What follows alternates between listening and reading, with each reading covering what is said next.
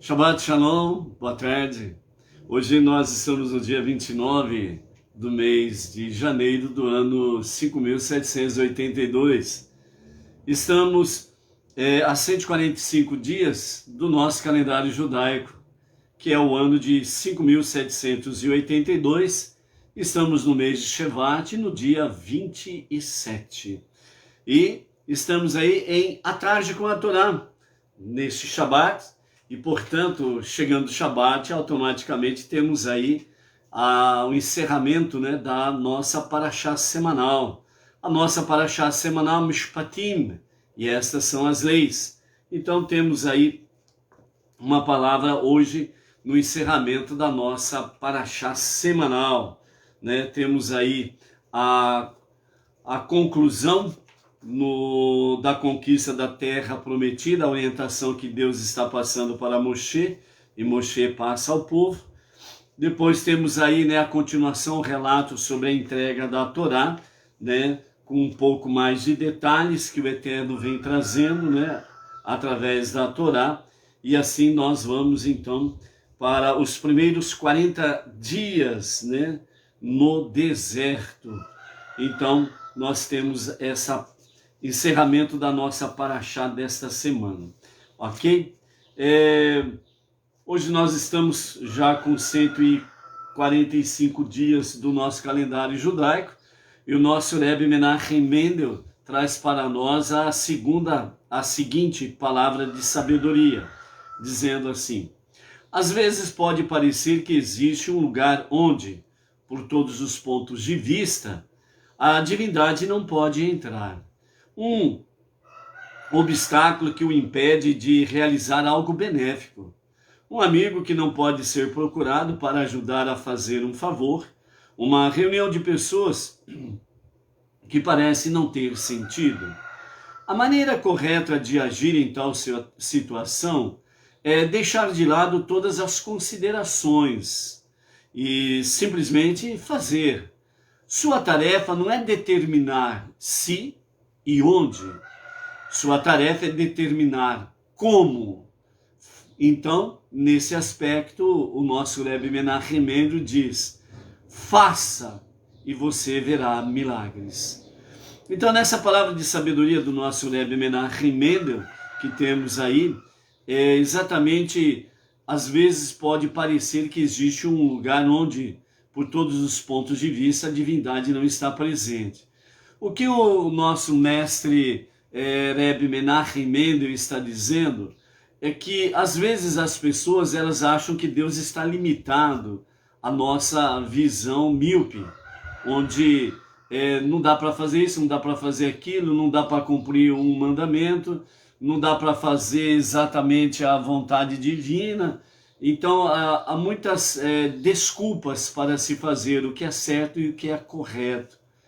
E então o Rebbe diz que, dentro desse aspecto, as pessoas elas estão realmente limitando a divindade, achando que Deus ele não pode estar presente aqui, ali ou acolá. Então, na realidade, há várias formas de nós agirmos nesse sentido e colocarmos como Deus limitado. Então, eu não faço isso por causa daquilo, eu não posso fazer tal coisa porque não tem como fazer, e então vem as desculpas, e nessas desculpas é que está o problema. Por isso, realmente o nosso Rebbe diz, a maneira correta de nós agirmos diante de uma situação desta, é realmente nós diferenciarmos a nossa tarefa.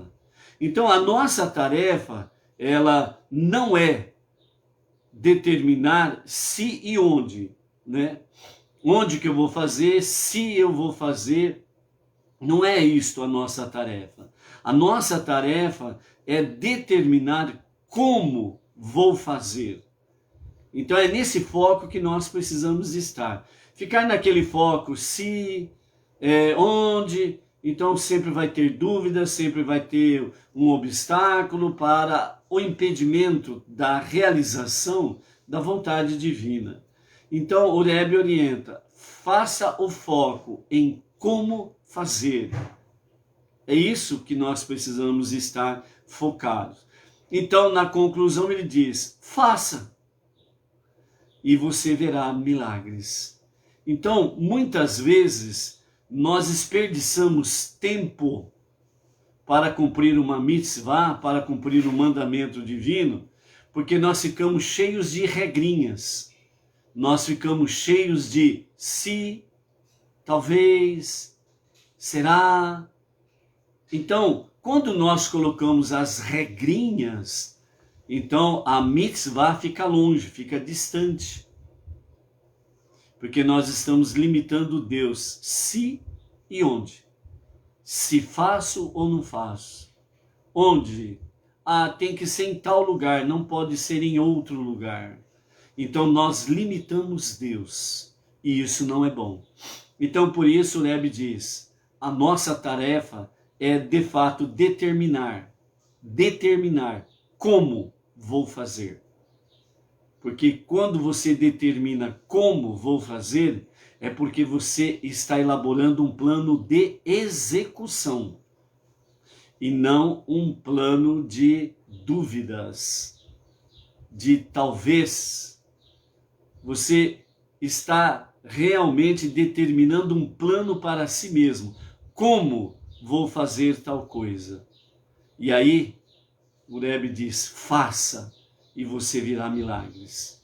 Então, muitas vezes as pessoas dizem assim, eu não vejo milagre, eu quero ver milagre. Então, comece a mudar o seu ponto de vista. Como fazer a vontade divina? Como fazer o mandamento divino? Por isso, o povo israelita disse, nasce, faremos. É execução isso. É ação. Enquanto que a pessoa ela fica no se, onde, ela fica que nem numa nuvem, né? Fica voando. Não tem firmeza. Aí bate de repente um vento, joga a pessoa para o norte. Aí vem outro vento, joga para o sul. Aí vem outro vento, joga para o leste, para o oeste. E fica assim. Que nem aquela figura que se usa por aí, que tem geralmente na frente de certos estabelecimentos comerciais, né? Que é aquele boneco de pano movido pelo vento, né? Que fica se movimentando, chacoalhando, né? Então a pessoa virou um boneco de vento, né? Mas a nossa tarefa é como? Eu tenho diante de mim um objetivo. Eu tenho diante de mim um alvo. Como vou atingir esse alvo? Então eu vou fazer e o milagre vai acontecer. Esse é o nosso desafio. Portanto, veja milagres. A decisão é tua. Ok? Baruch Hashem. O movimento Bnei Noach Brasil, com a liderança do nosso Rav Yaakov Gerenstad, né, está divulgando aí pelas comunidades, pelos sites, pelos links diversos, né, ligados ao movimento Bnei Noach Brasil e através das comunidades regionais, o sexto seminário Bnei Noach, que vai acontecer nos dias 27, 28 e 1º de março, na cidade de Atibaia, né? Então, nós temos aí, né, no domingo, teremos a abertura do seminário, a partir das 9h45, portanto, na parte da manhã, né? E teremos aí durante todo o dia do domingo as atividades, palestras, né? Temos aí os rabinos já confirmados, né? O nosso Rav Yaakov Gerenstad, o rabino Michel Tabassinik, o rabino Michel Brand e o rabino Dor Leão Attar, né?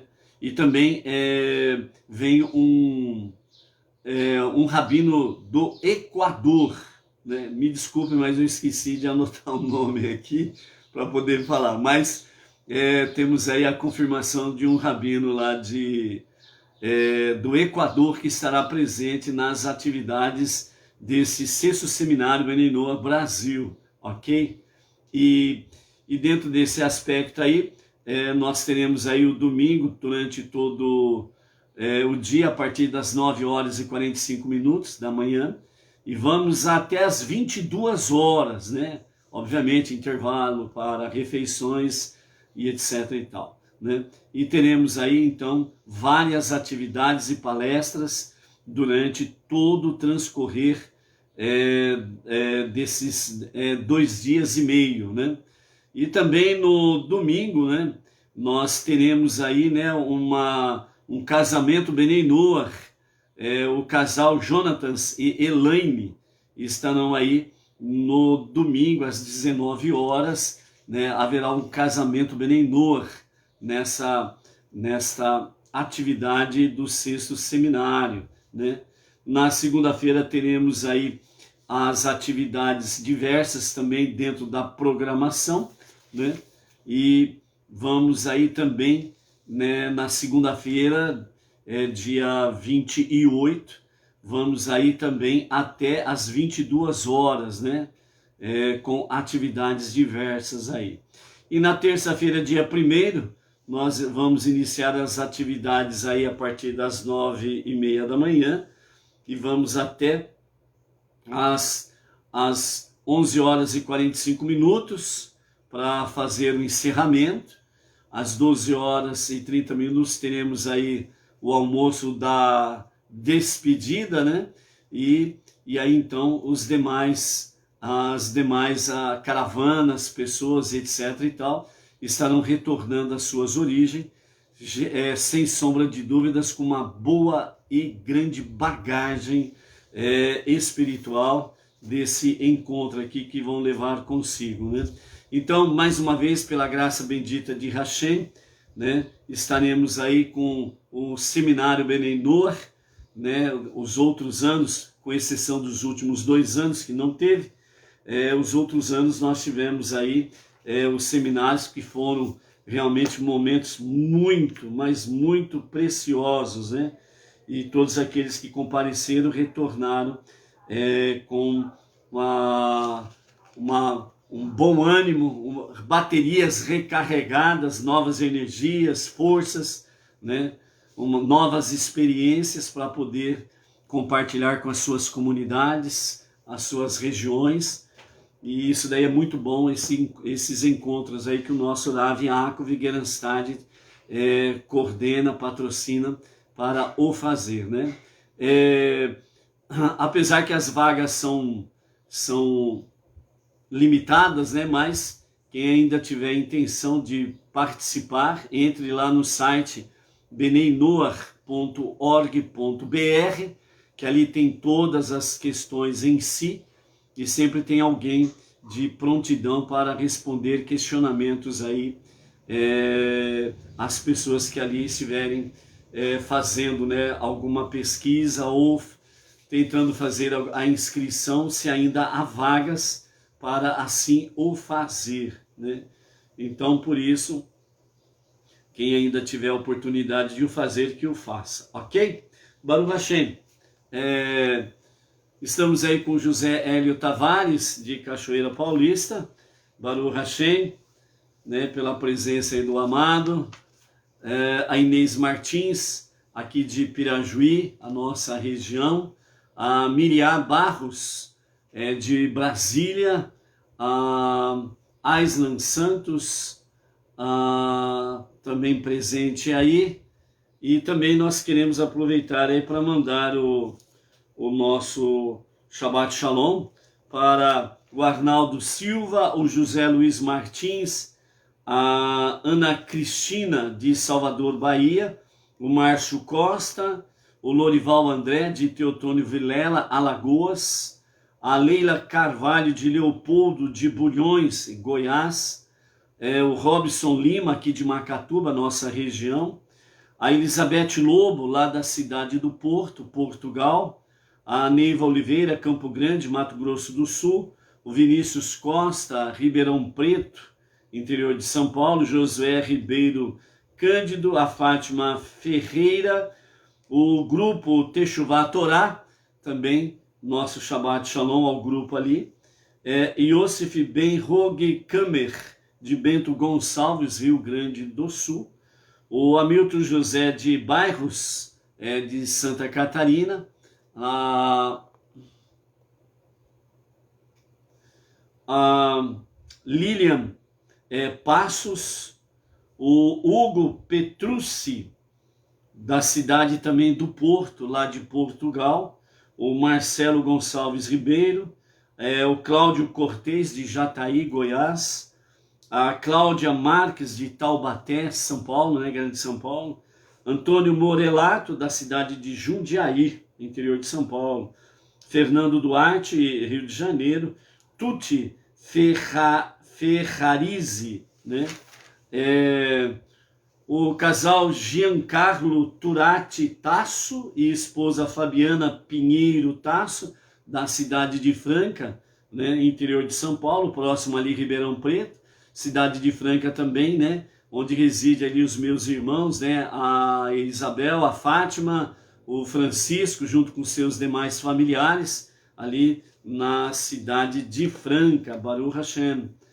A Iacira Azamor, de Porto Velho, Rondônia, Djalma de la Vedova, Terra Boa, Paraná, a Maria Cristina Gonçalves Giacomazzi, né, lá da cidade de Lisboa, né, Portugal também, a Adriana Adina, né, de Anindeuá, né, Ananindeuá, de Pará, a Josélia Farias e família, de Paraupebas, Pará, o Danilo Raimundi, São Paulo, Grande São Paulo, né, o Danilo Raimundi também, da nossa família aí, né, os nossos primos lá de São Paulo, né, que também aí se conecta conosco aí à tarde com a Torá, né? A Vânia Branco, de Ipatinga, Minas Gerais, auxiliadora Silva Milani, Curitiba, Paraná, a Cássia Kossoski, Ponta Grossa, Paraná, Jonas de Santos Moura Cunha, Jerônimo Monteiro, cidade ali do estado do Espírito Santo, Sheila Paulac, Tibagi, Paraná, a Catiane Rahman, Adriana Alves Cabral Barriento, de Santo André, Grande São Paulo. Também, né, o casal Rodrigo Soa e a sua noiva Adriane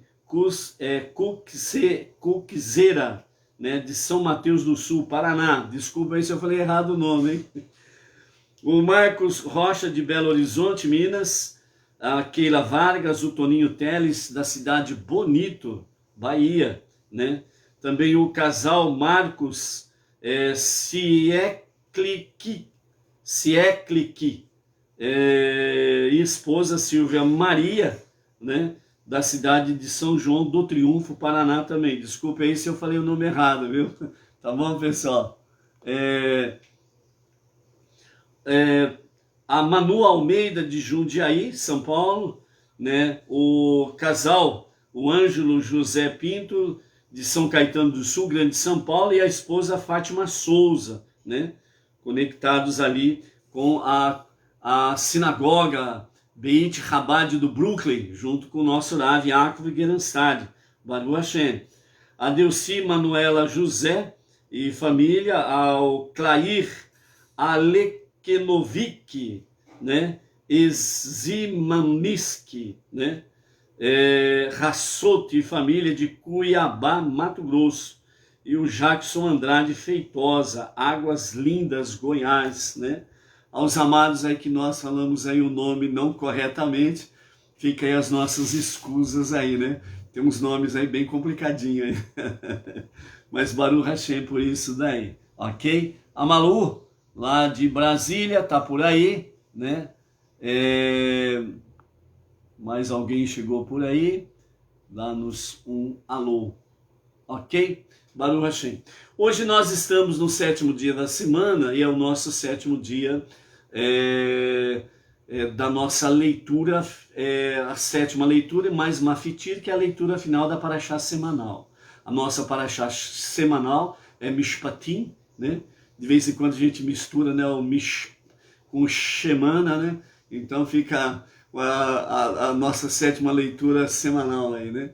Então, Mishpatim mais Mafitir, que é a leitura final da nossa Paraxá, para encerrarmos a nossa Paraxá, né?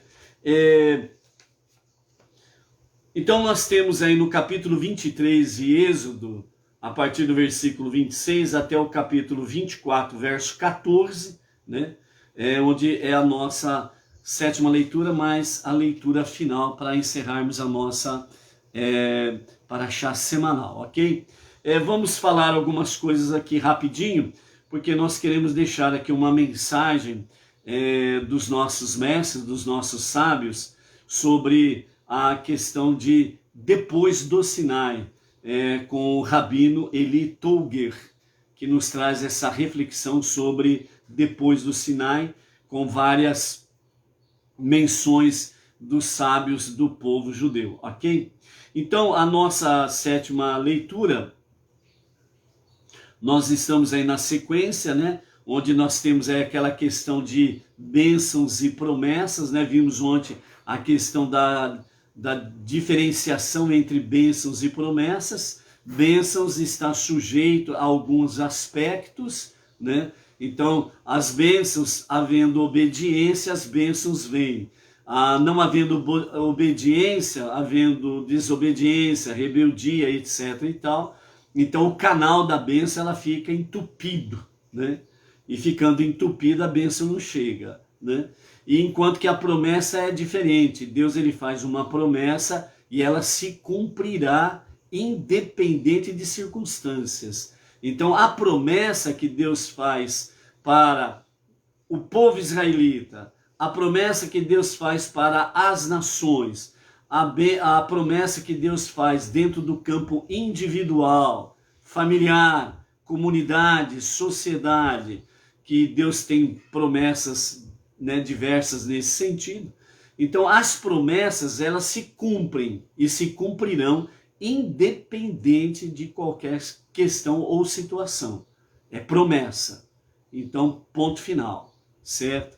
Então, por isso mesmo, nós temos aí, por exemplo, nós temos aí a promessa dos últimos dias, em que realmente haverá, dentro das profecias, né, a promessa de que nos últimos dias haverá um grande conhecimento e uma grande sabedoria dentro do aspecto da Torá, os 5 primeiros livros da Bíblia, e um grande conhecimento dentro das revelações mais profundas, de níveis mais elevados da Torá.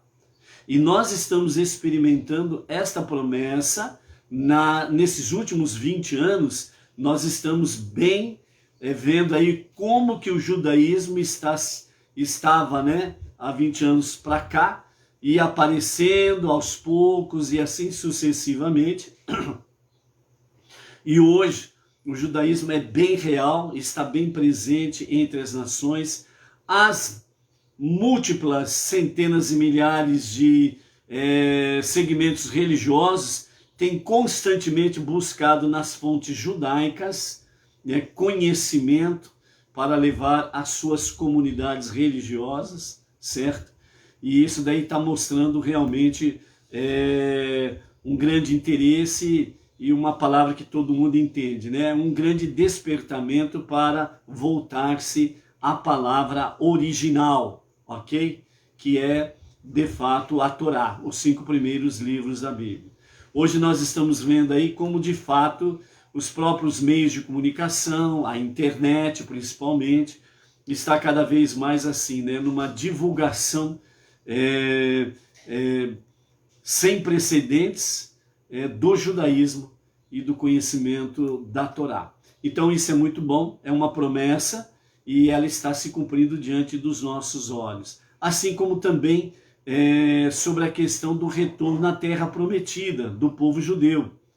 Desde 1948, no dia 14 de maio, né, onde oficialmente foi restabelecido o Estado de Israel e foi devolvido aos judeus o Estado de Israel, né, a terra prometida. não na sua totalidade, da sua dimensão bíblica, mas já é um grande passo de uma profecia, de uma promessa se cumprindo diante dos nossos olhos, certo?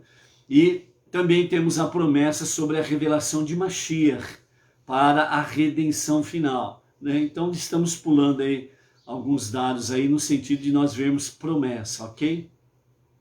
Então a promessa de Mashiach, Deus tem o seu dia, a sua hora pré-determinado, certo? Então, independente de circunstâncias, a promessa vai acontecer. Mashiach, o verdadeiro Mashiach, vai se revelar e vai iniciar o período realmente da redenção final, né? Que é o milênio do Mashiach, para a retificação, corrigir, curar todas as coisas nos 4 reinos, ok? Então, isso daí é muito bom, né? E também uma das grandes promessas aí que temos é para que os últimos dias, nesses últimos dias, as crianças iriam adquirir uma grande sabedoria dentro da palavra.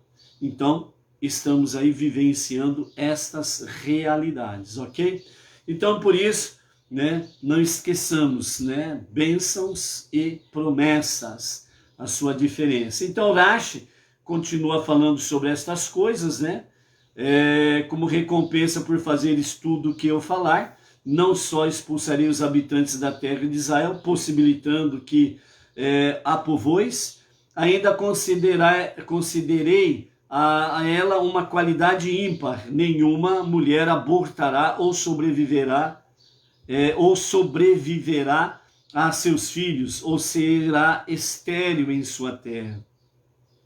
Fora da terra, essas bênçãos só caberão às pessoas que cumprirem a minha vontade, não a todos. Similarmente, se cumprires a minha vontade, em qualquer lugar do mundo, eu te concederei o número total de seus dias e não morrerás prematuramente. Então aqui também nós temos exatamente as questões de promessas e bênçãos, né? Então, toda mulher que habita em Eretz Israel, a promessa é, não abortará. Realmente, ela dará à luz filhos e não morrerá no parto, certo? Fora da terra de Israel, então aí já se torna questão de bênção, não uma promessa. Então aí, essa questão ela está ligada à obediência. Havendo a obediência à vontade divina, então a bênção é que, de fato, né, as mulheres darão à luz filhos, ok? Então mandarei pavor de mim à tua frente e lançarei confusão no meio de todo o povo a que fores, e farei com que todos os teus inimigos fujam de ti, né? Promessa. Então, promessa significa que Deus estaria à frente do povo e o povo inimigo, eles seriam visitados pelo pavor e fugiriam diante do povo israelita. Tudo referente aqui à questão da posse da terra prometida, ok? Enviarei vespões à tua frente que ferirão os olhos do inimigo e neles injetarão veneno mortal. Esses vespões habitam a margem oriental do rio Jordão e não o cruzarão em direção ao ocidente, de maneira que só expulsarão de tua frente os rivitas, que vivem perto da margem ocidental do rio, atirando milagrosamente seu veneno contra eles. E aos canaanitas e aos hititas, que vivem na margem oriental do rio.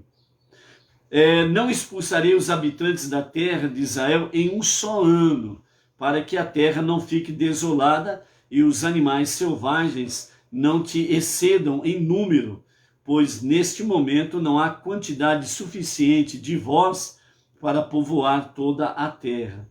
Então aqui nesse verso 29 aqui, nós temos aí sobre a questão que o Eterno já avisa de antemão. Não será a posse da terra literalmente em um ano. E também as 7 nações ali que estão habitando a terra prometida, elas não serão expulsas também em um ano, para que os animais selvagens não excedam o vosso número e venham dessa forma dizimar vocês. Então, é algo constante. Por isso que os nossos sábios falam que houve uma batalha durante 7 anos, e depois 7 anos para poder estabelecer as porções de terra, e cada tribo ia ocupando as suas regiões e cultivar, preparando terra, etc. e tal, né, para que pudesse haver aí a alimentação devida para o povo. Então, em si, de uma forma simples, né, os sábios falam que foi um período de 14 anos de guerra, né, de combate, mas é dentro desse aspecto. 7 anos de combate, literalmente falando, né, e os povos sendo expulsos, e os outros 7 anos, entre aspas, né, o combate no estabelecimento das tribos em cada porção da sua terra, e ao mesmo tempo, entre aspas, né, o trabalho árduo para poder colocar as coisas em ordem dentro da terra, e assim estar devidamente estabelecido todas as coisas, né? É no final desse período aí que então, literalmente, ou vamos dizer assim, né, vamos dizer, oficialmente, a posse se completou no fim dos 14 anos, ok? O verso 31, né, aliás, o verso 30 diz, né, eu os expulsarei de sua frente pouco a pouco, até que te multipliques e possas ocupar então a terra por inteiro.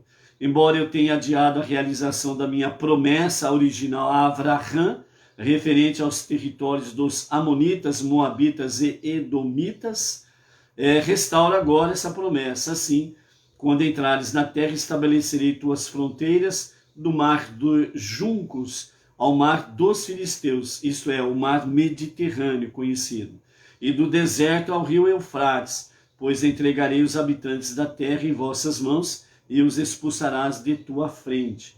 Não farás aliança com eles, nem com os seus deuses. Eles então morarão em tua terra, eles não morarão em tua terra, para que não te façam pecar contra mim, pois talvez servisses a seus deuses, e isso seria uma armadilha para ti, né?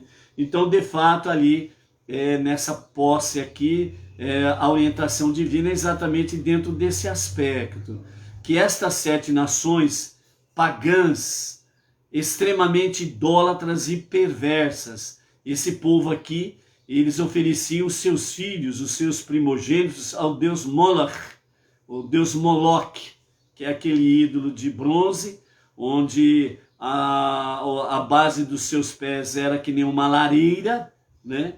E ele tinha as mãos estendidas para receber a sua oferenda, né? E esses povos levavam os seus filhos primogênitos, né, para essa divindade, onde essas crianças elas eram mortas, né, vivas assim, elas eram assadas vivas, queimadas vivas ao deus Moloch, é assim que elas morriam, né? Então é exatamente isso daí, a oferenda ao deus Moloch, os pais levando os seus filhos livremente, abertamente, voluntariamente para o deus Moloch, né?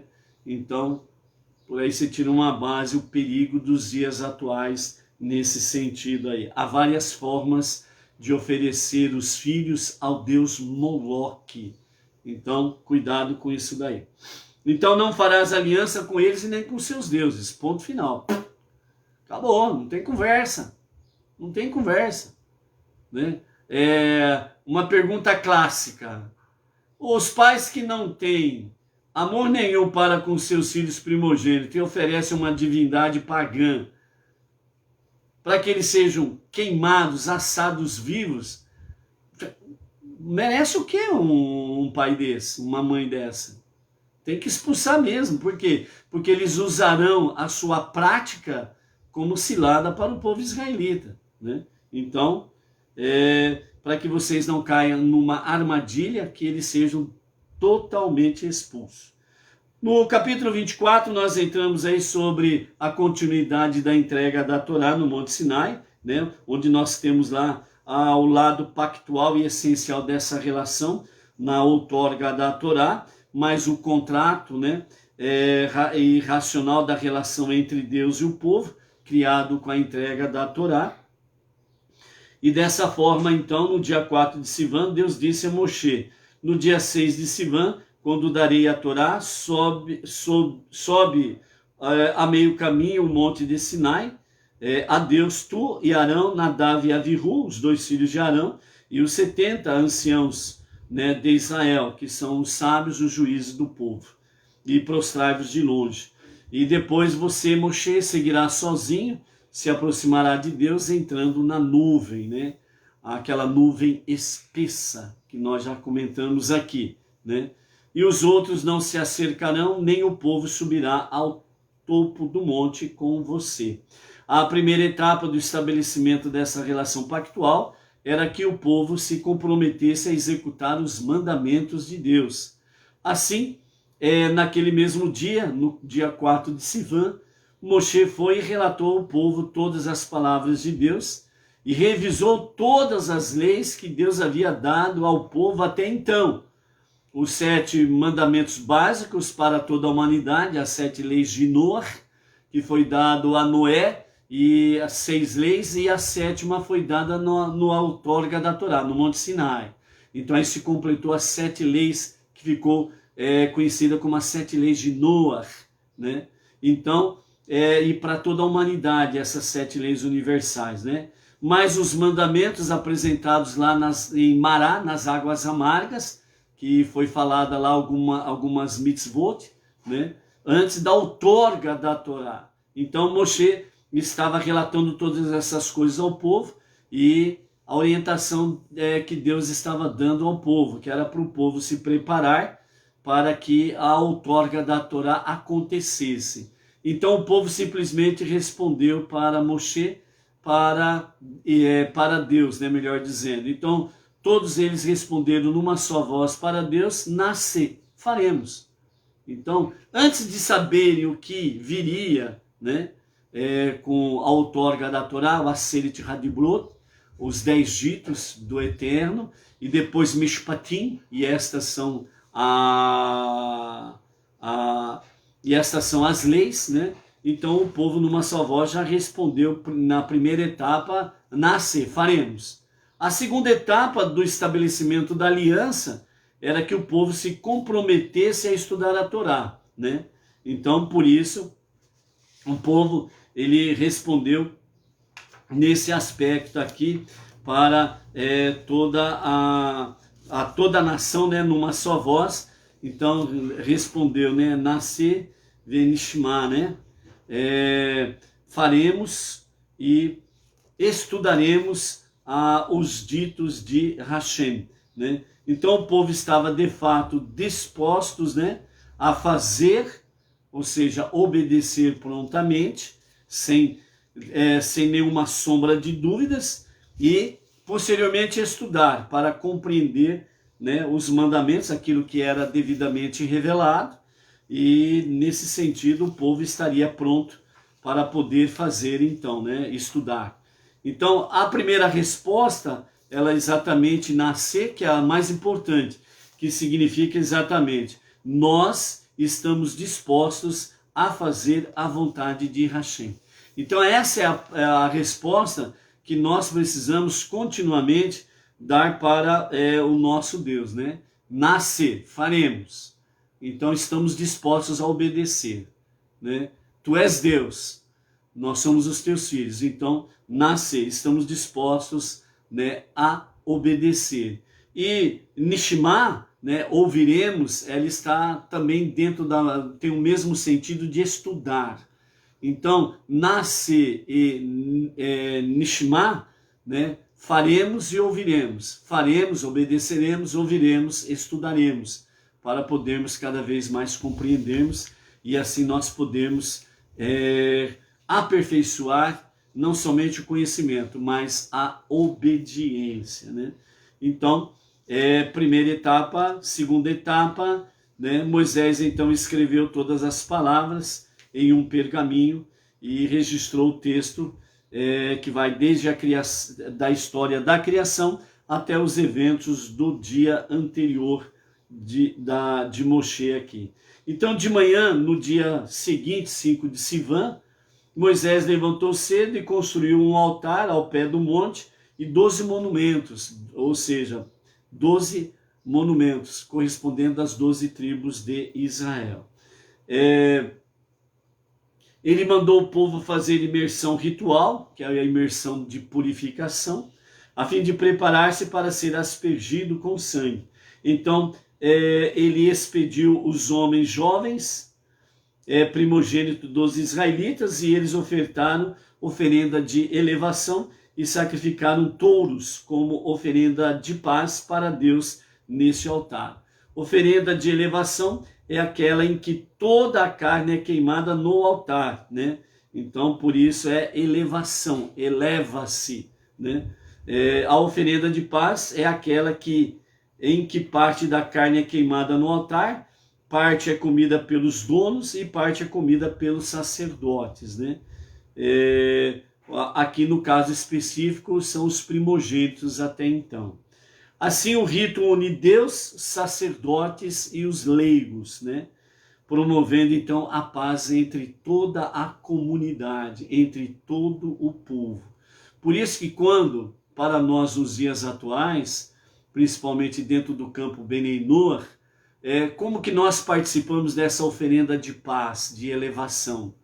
Quando nós, independente da nossa localidade, em qualquer lugar do mundo, quando nós, segundo a questão do horário local, né, nos reunimos nas nossas preces diárias da manhã, nós estamos fazendo exatamente isso daqui. Nós estamos fazendo uma oferenda a Deus de paz, de elevação. Então, ao mesmo tempo, mesmo não estando fisicamente juntos, mas espiritualmente nós estamos juntos, e para Deus é uma oferenda de paz. Por isso, as nossas preces da manhã são de muita importância para essa oferenda de paz e para a unidade de toda a nossa comunidade Benei Noach, ok? Então, para demonstrar que a aliança ligava Deus e o povo com duas metades de um todo, Deus mandaria Moshe aspergir metade do sangue de cada tipo de sacrifício sobre o povo. Isso equivaleria a passar entre os dois tipos de sangue, a fim de enfatizar o significado pactual dessa aspersão. Uma coisa que nós aqui podemos observar, e é muito propício o momento desta oferenda de elevação, em que o rito da purificação, né, a imersão, para uma preparação para que o sacrifício aqui de touro, acabamos de ler, o sacrifício de touro, que era o sacrifício de paz, ok? Para que o sangue fosse aspergido sobre o povo, né? Simbolicamente aspergido, né? Que o sangue era jogado sobre o povo, aí, etc e tal, né?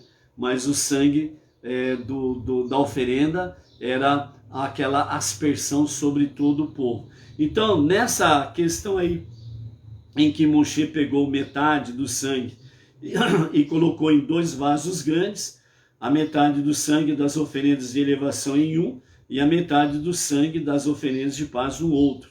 A outra metade do sangue ele jogou sobre o altar, diretamente das bacias, nas quais os primogênitos tinham coletado ao abaterem os animais. Assim, os ritos sacrificiais se concluíram com o sangue das bacias, oficialmente, transformando também a outra parte do sangue, que ficou nos 2 vasos grandes, em sangue de oferenda de elevação e sangue de oferenda de paz, né? Então foi espargido sobre o altar, né? Então essa aspersão sobre o altar simboliza todo o povo. Então o que é bom nós observarmos aqui? A aspersão do sangue foi a aspersão da paz, não para perdão de pecados. E foi de um touro, que foi assim o feito, ok? Então é bom estarmos atentos a essa realidade aí. Então Moisés tomou o pergaminho que escreveu no dia anterior e então passou a ser conhecido como o livro da aliança. E ele leu em voz alta para o povo, ele leu o pergaminho como escrevera, Primeiro, a história do mundo desde a criação até os eventos do dia anterior aos fatos aqui, registrado como trechos formais da Torá. E depois as leis que Deus tinha dado, consignadas como simples exposição do conteúdo dessas leis. A seção que exemplifica o estudo da Torá, portanto, antecedia o que que Moshe terminou, né? Aliás, antecedia a seção que exemplifica o estudo da Torá, portanto, antecedia a que exemplifica a observância dos mandamentos de Deus. No entanto, depois que Moshe terminou, o povo respondeu, Naaseh venishma, ou seja, faremos e estudaremos, ou ouviremos, tudo que Deus falou. Dizendo faremos, antes que estudaremos, eles não só se comprometeram a estudar a Torá, além de guardar os mandamentos de Deus. Ao mesmo tempo, deram precedência à observância dos mandamentos sobre o estudo da Torá, indicando que estavam prontos para cumprir a vontade divina, e de forma incondicional, mesmo antes de conhecê-la, ou seja, antes da prática, aliás, antes da outorga em si da Torá, eles já responderam, Naaseh venishma, faremos e ouviremos, obedeceremos e estudaremos. Então, eles colocaram a obediência antes do estudo da Torá, mostrando que realmente estavam comprometidos com Deus. Certo? Então, é uma atitude, um exemplo para nós. Nós precisamos, eles tinham alguns mandamentos, não podemos esquecer os detalhes. Eles tinham alguns mandamentos que já estavam sendo aplicados. Entre eles, uma boa parte sobre o Shabat, certo? Algumas coisas sobre, dentro do próprio maná, alguma coisa semelhante sobre o pão do Shabat, o pão sem e fermento para festividades específicas, no caso Pessah, que a festividade é Matzot, a festa dos pães ázimos ou os pães sem fermentos, que é feito durante 7 dias, na festa conhecida como Pessah, né? Então, eles estavam ali já com conhecimento de alguns mandamentos dentro desta questão, né? Sobre o amor ao próximo, né? A questão de o pacto, né?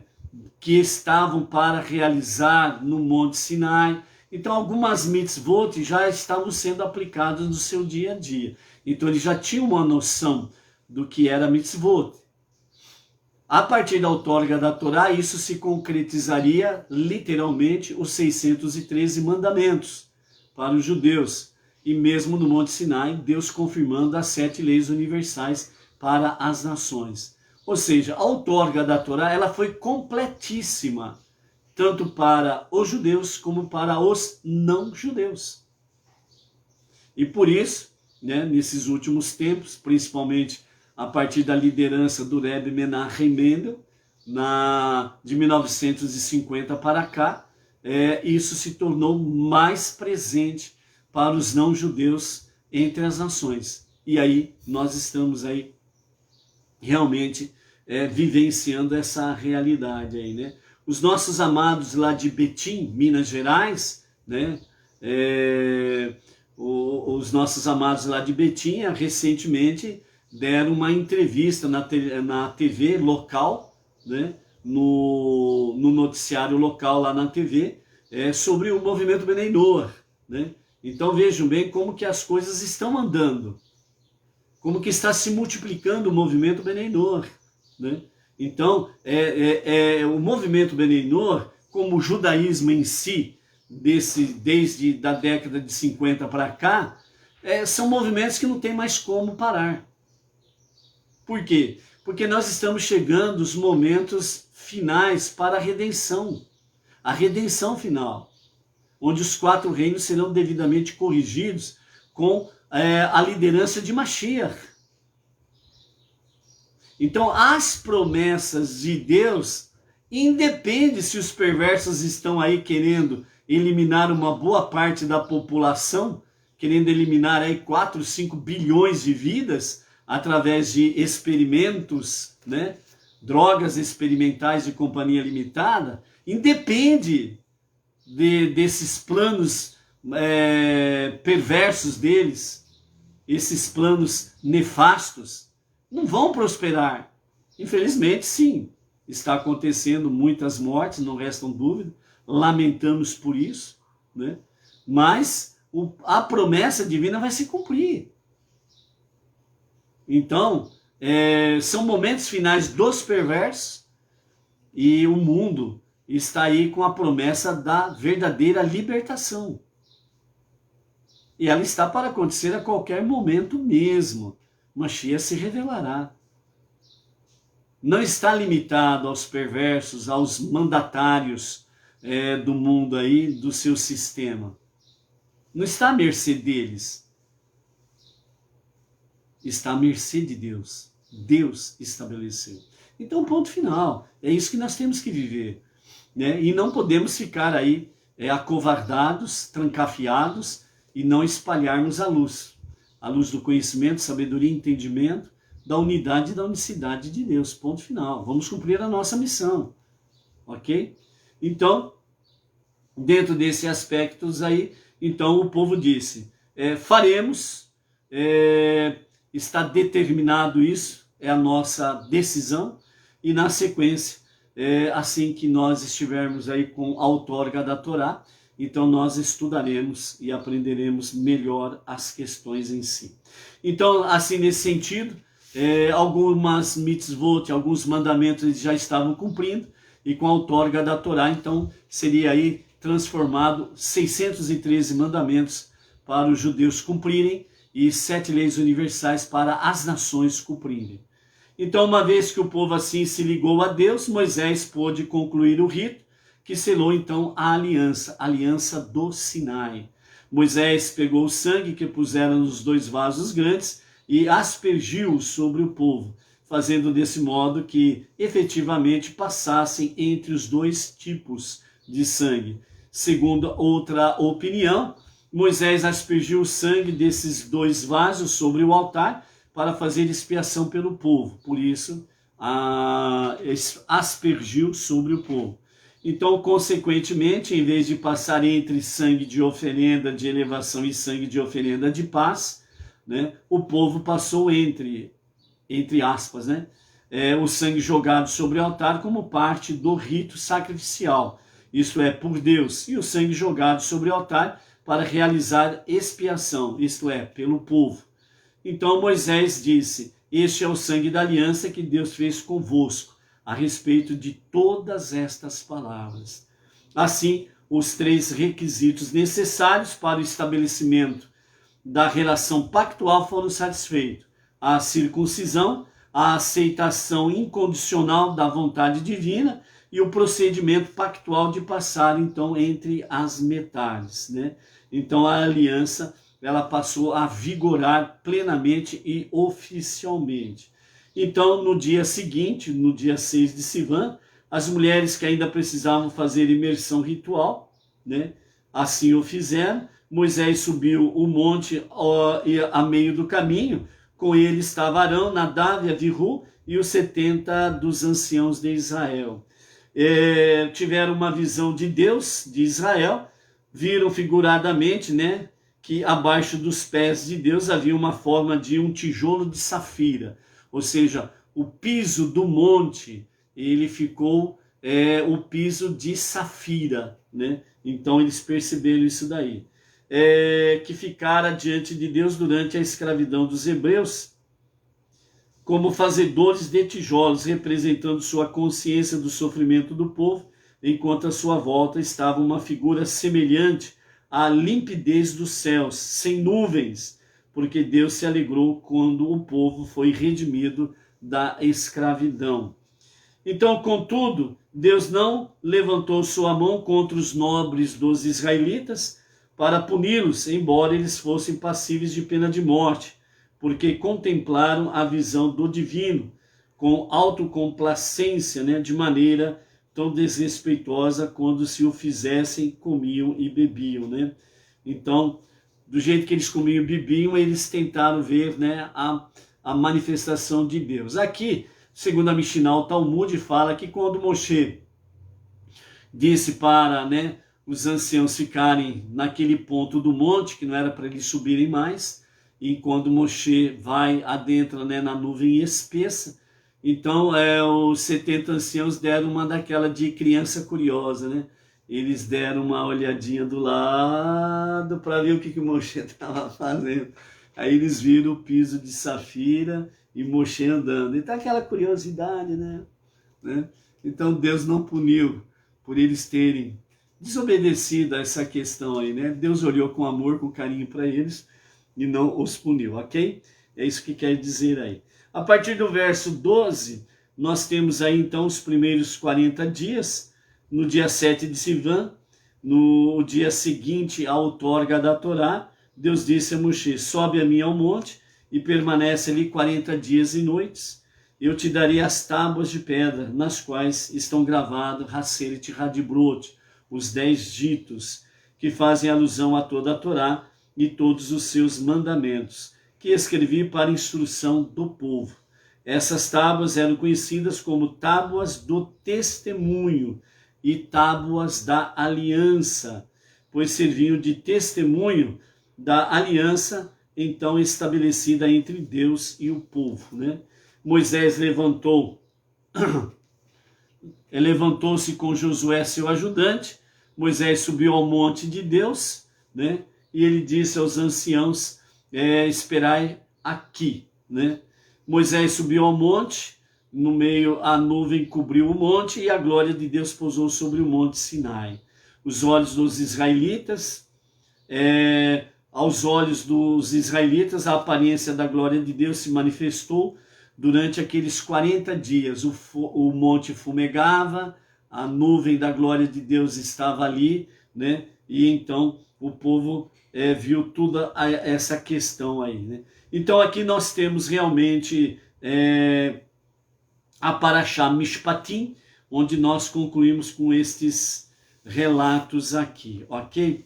E para nós finalizarmos então a nossa Parashá Mishpatim, então nós queremos trazer aqui, através do Rabino Eli Toger, né, uma visão um pouco mais profunda sobre a visão dos sábios do povo israelita quanto à questão depois do Sinai.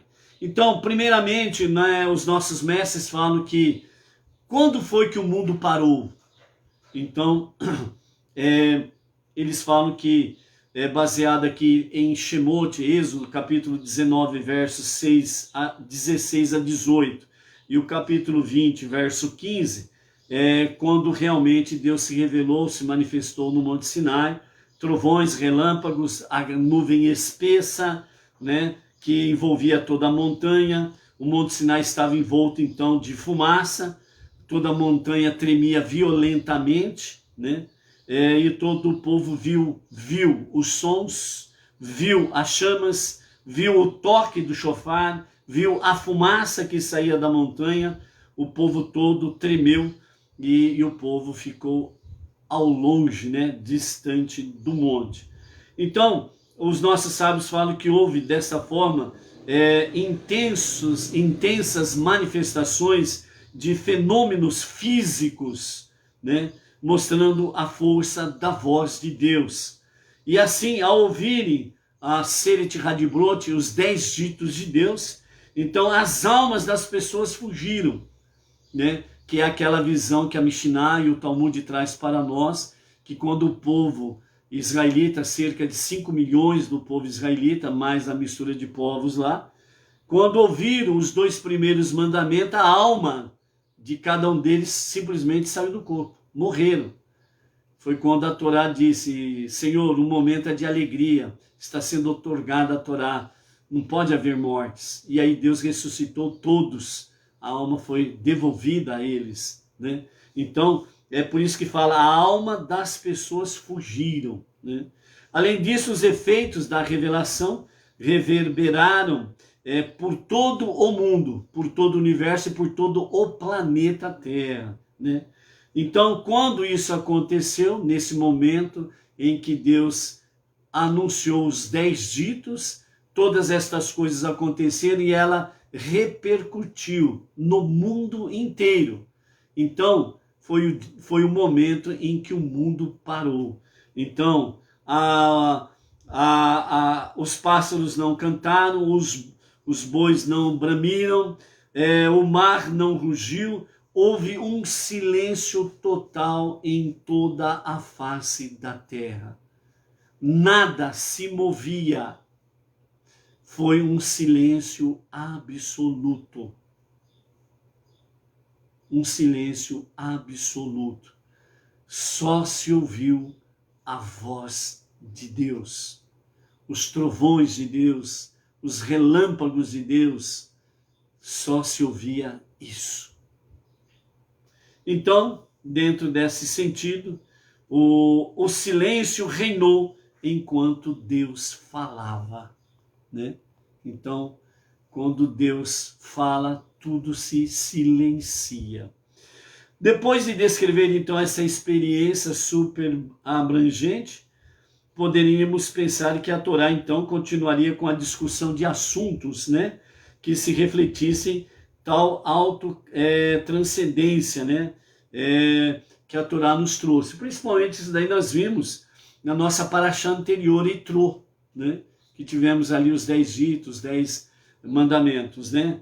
Então, terminando a paraxá Itrô, nós entramos na paraxá Mishpatim. E aí, ao entrarmos na paraxá Mishpatim, que vem, e estas são as leis, né? Então, Deus deu continuidade à Aseret Hadibrot.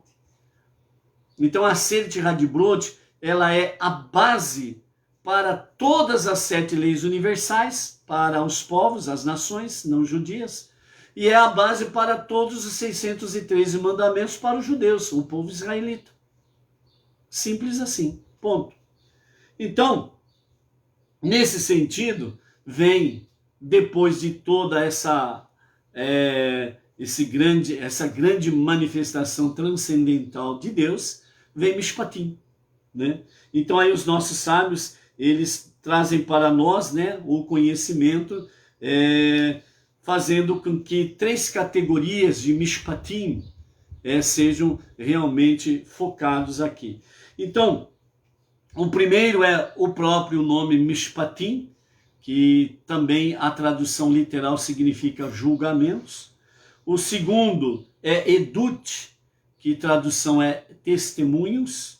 E a terceira categoria, né, de Mishpatim, de estas leis, é exatamente Hukim, que significa decretos. Então, Mishpatim são julgamentos, aqueles mandamentos que também são ditados pela razão, tais como as proibições contra o roubo e assassinato. Então, estas são as leis. A nossa mente humana compreende com facilidade, compreende de forma tranquila esta realidade, certo? Então, são as leis que a Torá nos traz para nós, né?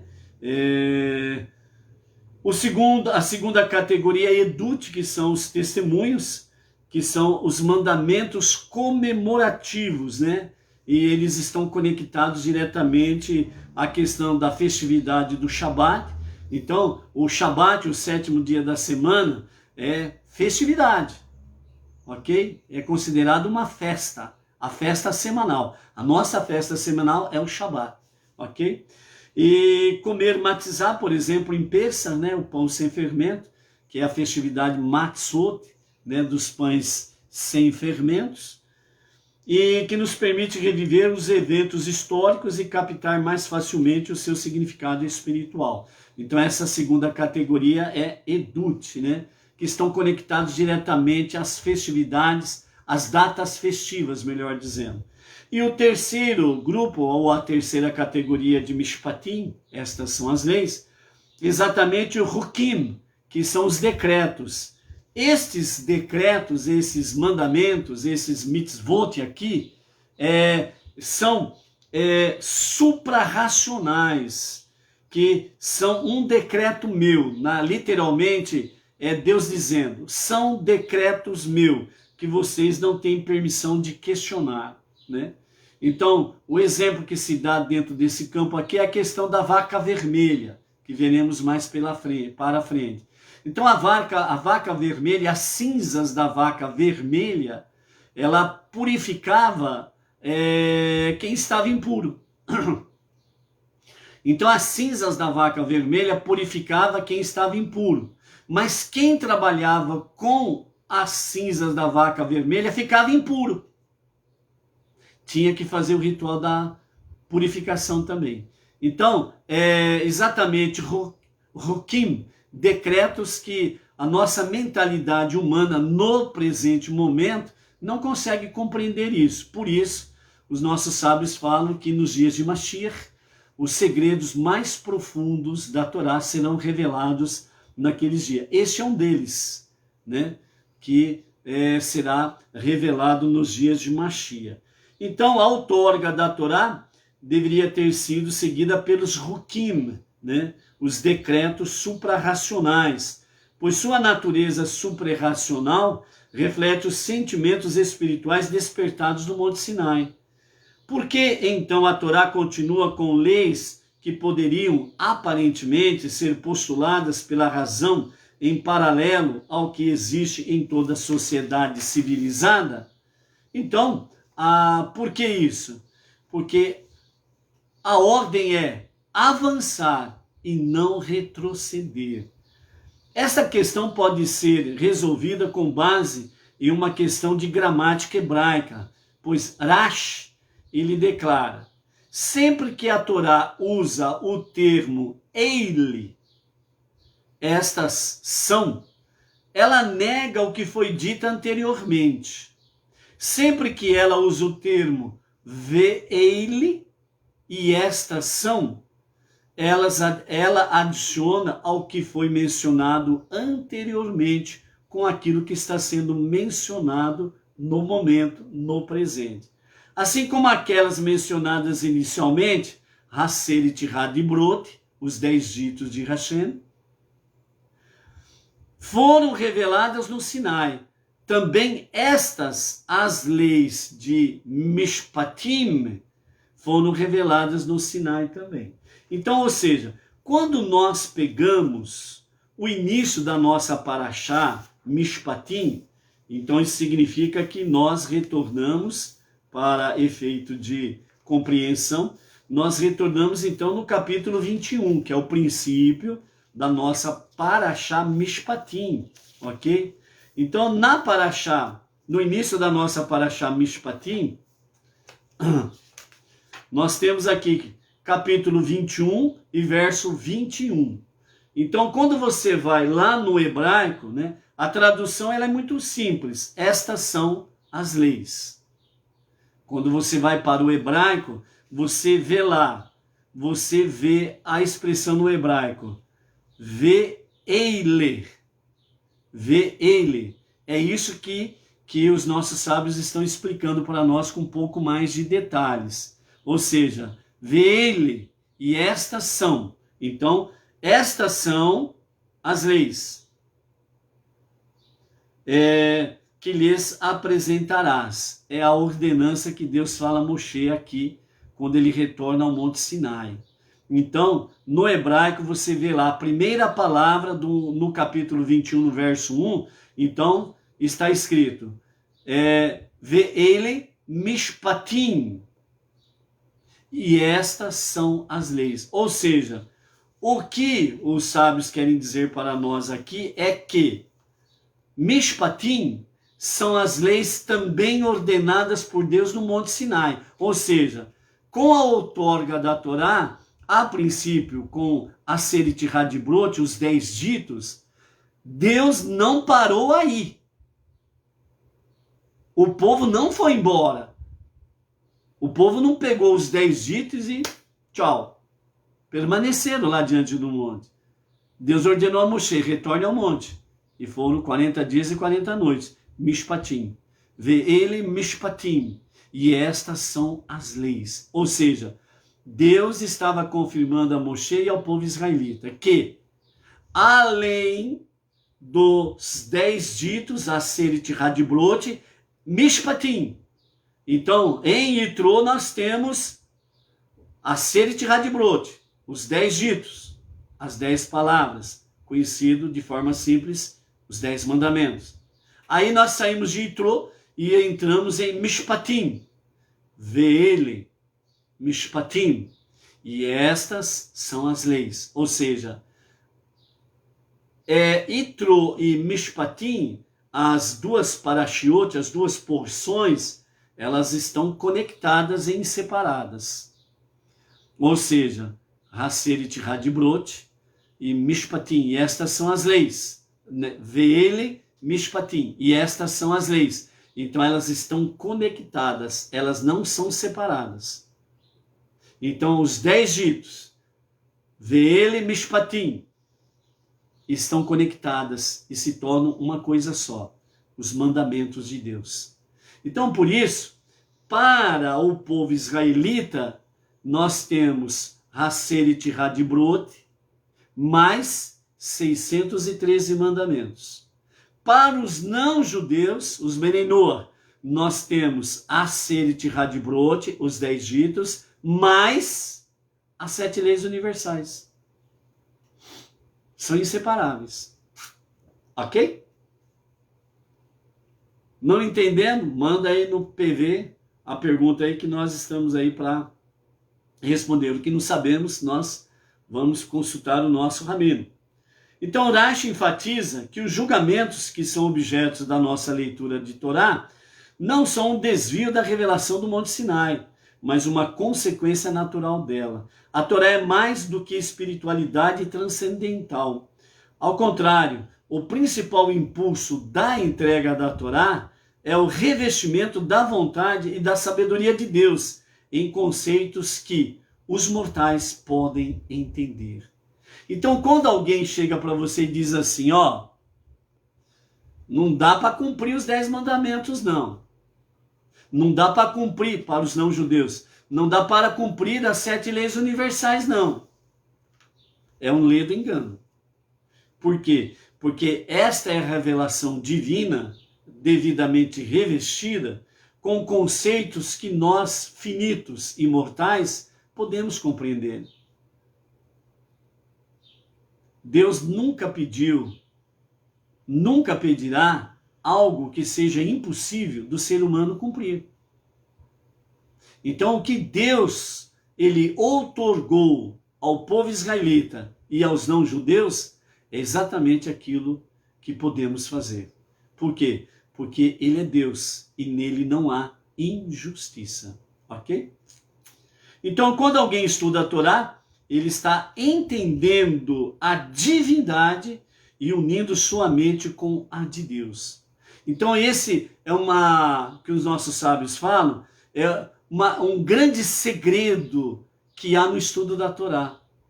Você poder entrar na mente de Deus numa linguagem humana, obviamente, ok? É você poder entrar na mente de Deus e Deus entrar na sua mente. E você e Deus se tornar um só. Por isso que fala, quando nós estudamos a Torá, obviamente com fontes dignas de confiança. Não é? Você não pode estudar a Torá com qualquer um. Principalmente que não tenha conexão com o ensinamento judaico. Quando alguém vem ensinar aí, querer ensinar a palavra divina sem conexão com o judaísmo, está fora do cerne, está fora do prumo. Aí vem conceitos humanos e de entidades humanas. Aí foge totalmente. Ok? Um exemplo simples aí que sempre falamos, né? Há vários segmentos religiosos que dizem que, como eles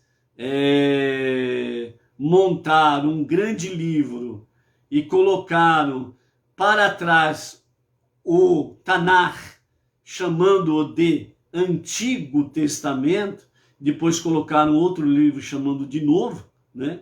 E falam que o Antigo não tem mais valor. Não sei por que eles têm um livro que tem os 2 testamentos, né? Como eles chamam, né? Se não tem valor, por que anda com ele debaixo do braço? Não é verdade? Não tem valor, então joga fora, pô. Fica só com o seu novo aí, pronto, acabou. Não tem valor, joga fora. Mas por que não jogam fora? Porque sabe que é impossível. Não tem como. Porque a verdade, por mais que eles queiram jogar fora, ela prevalece. E dentro desse aspecto, Deus não permite, por quê?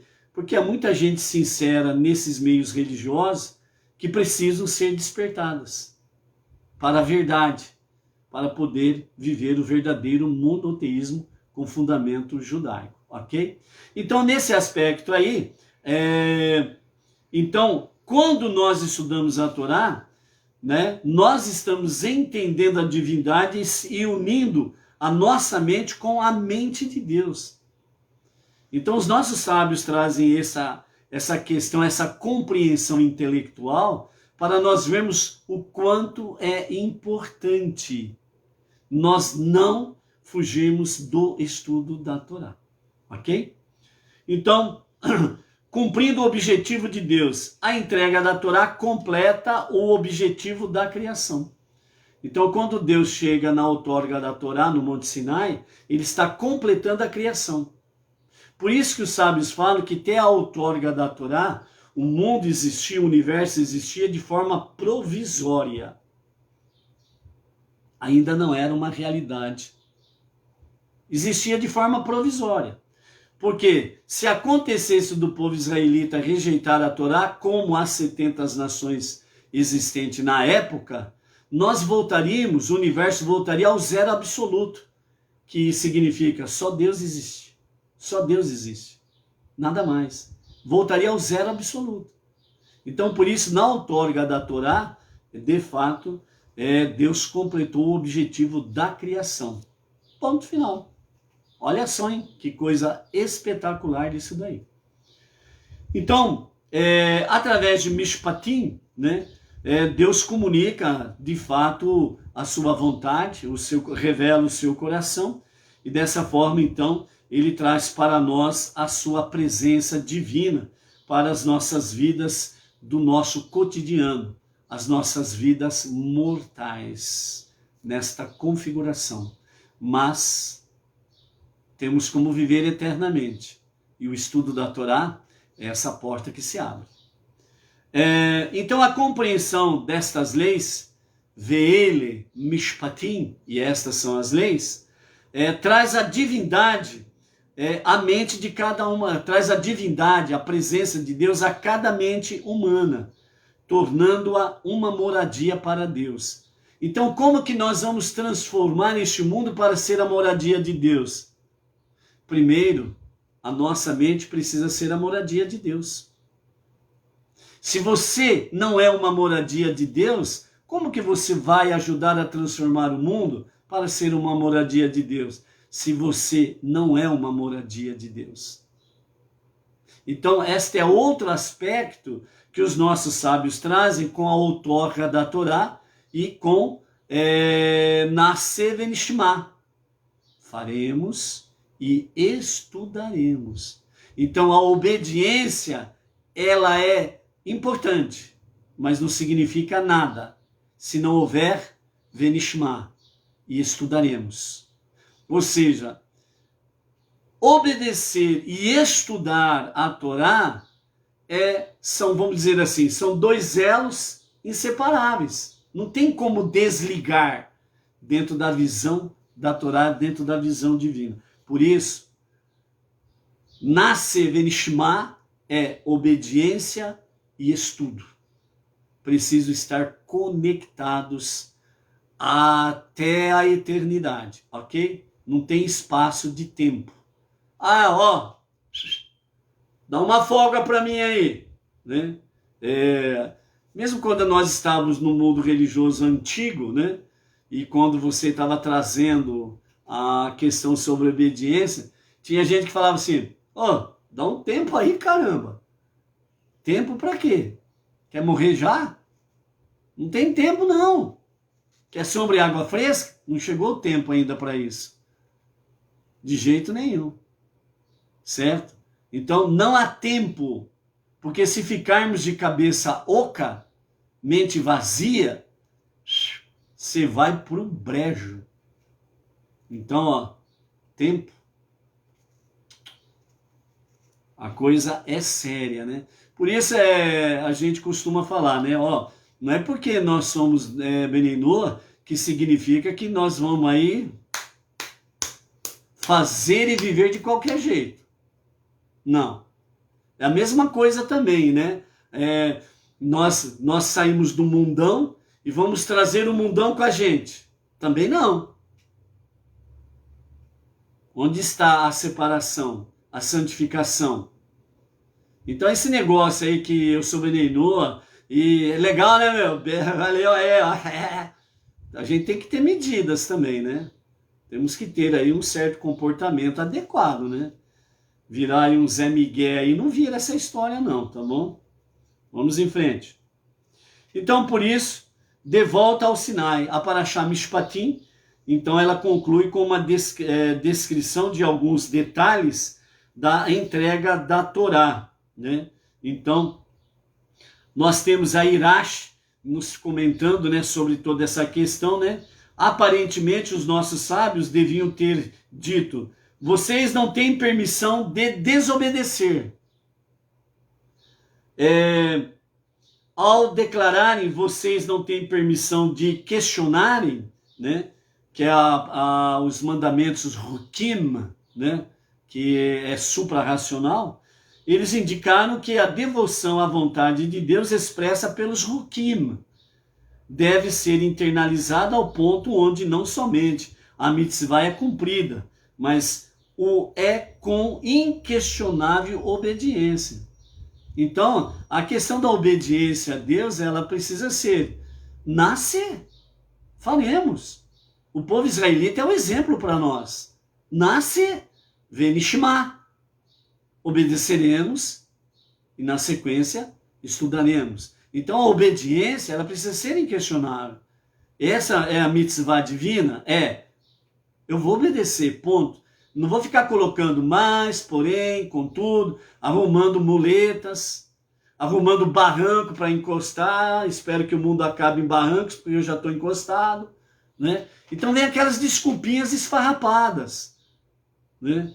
Então isso não pode. A gente precisa tomar muito cuidado com essas questões aí, né? Então, dentro desse aspecto aí, né, os nossos sábios, eles trazem um exemplo que está lá no Tânia, né, capítulo 4, onde fala realmente essa obediência à vontade divina, ela é comparada da seguinte forma: ao abraço amoroso de um rei que está usando as suas vestimentas reais. Então não importa quantas vestimentas reais o rei está vestindo, o importante é o abraço do rei. Nesse aspecto aqui, no nível espiritual, singular, sem sombra de dúvidas, nos fala exatamente sobre o quê? Que o importante é nós estarmos entre os braços do rei. As vestimentas diversas do rei representam a sua santidade, os seus mandamentos. Então é nós estarmos entre os braços do rei, unidos com ele e com seus mandamentos, a sua vontade divina. É o rei.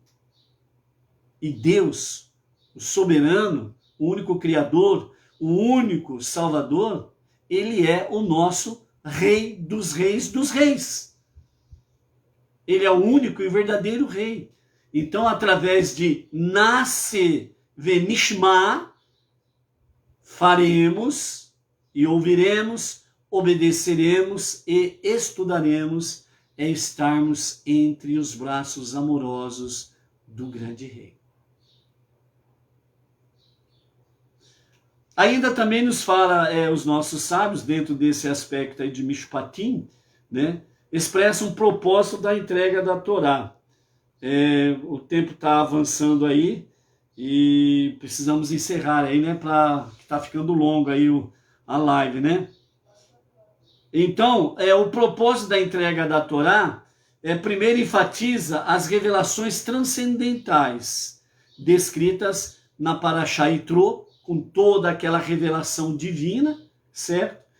E é necessário, pois deve estar claro que o conteúdo intelectual de Mishpatim não é meramente a razão humana, mas, em vez disso, uma expressão do infinito de Deus. Amados, traduzindo isso numa forma simples aqui que os nossos sábios falam, essa dimensão transcendental da Torá, que é sublinhada, é possível esclarecer que o infinito absoluto de Deus se estende ao domínio do finito e se torna manifestado na sabedoria das leis da Torá. De forma bem simples para entendermos essa realidade aí. O que os nossos sábios querem trazer para nós? A expressão do infinito de Deus. Deus, ele não pode se revelar como ele o é, de fato, porque ele é o Ein Sof, ele é o infinito. Se ele se revelar nesse nosso universo, não é nem só no planeta aqui não, nesse universo aqui. Se Deus se revelar nesse universo, veja bem o que o profeta fala, que Deus ele se dobra. Ou seja, numa linguagem humana, ele se inclina para ver o que está acontecendo aqui no nosso cosmos. O cosmos significa o nosso universo. Então ele está além do nosso cosmos. Ele está além do nosso universo. O universo, com seus mais de 240 bilhões de órbitas, galáxias e companhia limitada aí, e isso vai se multiplicando em bilhões e bilhões e bilhões, tudo isso está em Deus, dentro de Deus. Por isso que Deus ele não pode se manifestar como ele o é, porque se ele se manifestasse nesse nosso universo, que para nós humanos parece infinito, simplesmente tudo viraria pó, voltaria ao zero absoluto. Então Deus ele viu formas de poder se revelar, né, a este mundo finito e aos mortais, nós, toda a obra da criação. Então, veio ele, Mishpatim, e estas são as leis que estão aí realmente. É o infinito de Deus se revelando desta forma para que nós possamos ter um contato com o infinito através de Ve'ele, Mishpatim, não somente com a Seret Hadibrot, mas com Ve'ele, Mishpatim, e estas são as leis, nessa unidade, a Seret Hadibrot e Ve'ele Mishpatim. Então Deus ele viu e trouxe para nós essa fórmula para que nós possamos ter um contato com o infinito, que é Deus. Por isso os sábios falam que quando nós estudamos a Torá, nós temos o privilégio da nossa mente finita ter um contato com a mente infinita de Deus. Nós, mortais, temos um contato com a imortalidade que está em Deus. Então, portanto, podemos assim dizer, como que vamos dar as costas a este Deus? Que Deus nos livre de nós nunca o fazermos, ok? Então, para finalizarmos aqui, apesar de que esta porção da nossa leitura aqui, Mishpatim, né, ela vem trazer para nós, né, esta lição que acabamos de falar depois de Yitro, né, os 10 ditos, agora estas são as leis, a Seret Hadibrot, Ve'ele, Mishpatim, né? Então, estas narrativas na Torá trazem para nós realmente uma palavra de lições pertinentes ao nosso serviço a Deus. Então, o nosso serviço divino, ele precisa ser cada dia melhor, com mais santidade, com mais reverência, com mais temor, com mais respeito, com mais obediência, seguido de mais estudo da Torá. Então aqui, amados, resumidamente, os nossos sábios trazem para nós de uma forma simples a fórmula para que desde já possamos herdar a vida eterna. Depende a decisão de cada um. Por isso, faremos e ouviremos, obedeceremos e estudaremos. Não podemos separar uma coisa da outra. Você quer contemplar no sentido humano para falarmos a face do infinito? Nasce Venishma. Bom encerramento de Shabbat, uma boa degustação desses ensinamentos de Mishpatim, e que nós possamos aí nascer Venishma. Shavatov, uma boa, excelente Havdalah, separação do 7º dia para os 6 dias comuns, com muitas bênçãos, com muito Nascer Venishma. Até amanhã.